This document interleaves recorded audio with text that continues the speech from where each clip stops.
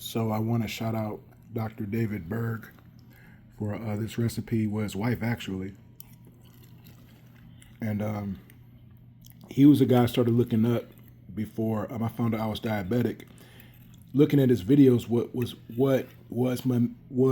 made me actually go to the hospital to see if I was diabetic or not, and I found out that I was. So I just kept watching his videos between him and Dr. Sebi to eat better. I'm not 100% perfect, but I'm better than most. That's why I look 27 when I'm 47, right? So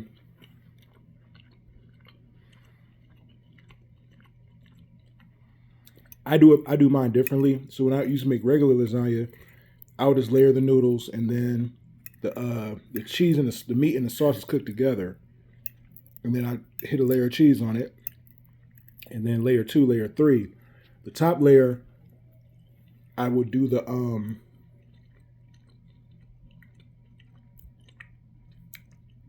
meat, the meat sauce, the cheese, and then Parmesan. My mom taught me how to make it that way, minus the Parmesan cheese, but it comes out pretty good, crispy a little bit. It tastes like pizza if you like pizza. It tastes just like lasagna. I really can't tell the difference. I'm not just saying that. So the pasta breaks down into sugar and raises your blood sugar. That's why I don't mess with lasagna no more. Now, there's a debate about cauliflower, because it's a hybrid plant. There's a debate that it's not good for you, but cauliflower does do really good for your blood sugar. It does really good for your anti-aging. So, one thing I learned in life, bro, is that if you read a certain article, there's an old saying: if you look for something, you'll find it, right? So you can take anything that you can eat, and they'll have an article, a legit article about why you should eat it. They'll have a legit article about why you should not eat it.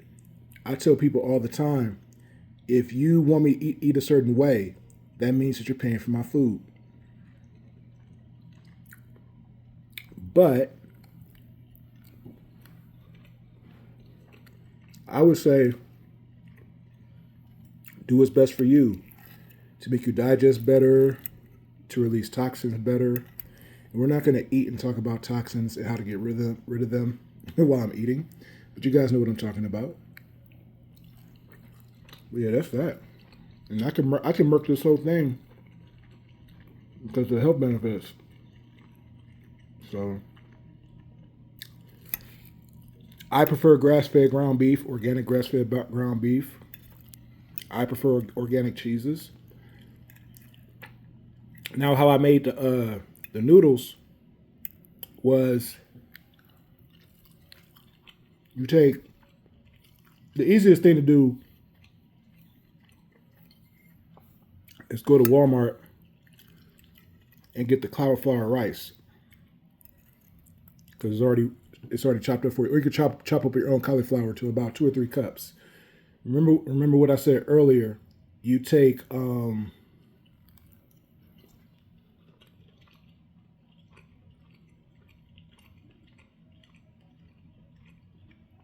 excuse me, this is good. You take a cup of you take 3 eggs and 1 bag of cauliflower rice from Walmart, or 12 ounces is equals to 3 cups.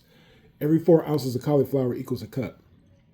And then you mix it together. Now, if you just mix it with your hand, that's how you make tortillas, keto tortillas. So you can have soft tacos without raising your blood sugar. But to make the lasagna noodle consistency, you blend it. So you mix it up first, and then put it in a blender and blend it up real soupy, and lay it across parchment paper, because parchment paper, it won't stick, and it comes out to a really nice consistency. If you're feeding the whole house, I recommend you get like 2 or 3 bags of cauliflower rice, and then use for every bag that you use, use 3 eggs, so you can feed the whole fam. Now for me, I only put 1 pound of ground beef in here. For feeding the whole family, I say 2 pounds of ground beef. You can add veggies like your old school peppers and onions, but keep in mind because this is cauliflower and not pasta, it's not going to soak up the water. You have to make sure too, also, and just look at Dr. Berg's wifey's recipe. You have to make sure that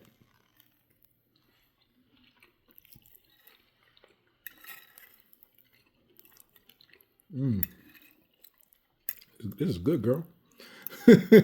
So you have to make sure that you drain the water out of the cauliflower rice. All you have to do is microwave it frozen or steam it. Let it cool down a little bit. Put it in a bag. If you decide to microwave it, just steam it. Leave it in the bag, but punch like little small holes in the bag and let the bag cool down, or use some gloves and push the water out of the cauliflower. And it'll come out pretty good. Now, for the lasagna, you could probably get away with it because the more water, the better for a better blend. But if you're using if you're making the tortillas, then you want to drain all the water out. Now, I ain't doing no edit. Just fast forward through it or play it twice as much as speed. Now,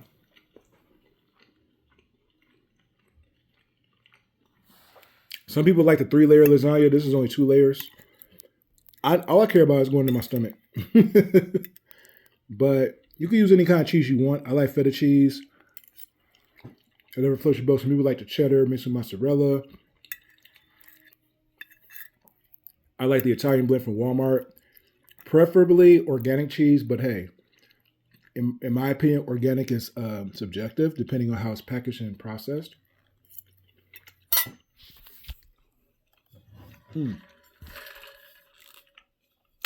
Now, what I did with the lasagna noodles, when I made the noodles, as you saw, I put them in the oven for 17 minutes at 375. And then when you put the lasagna together, 45 minutes at 375.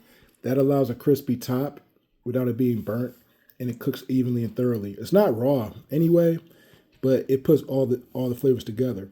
Now, speaking as a black man,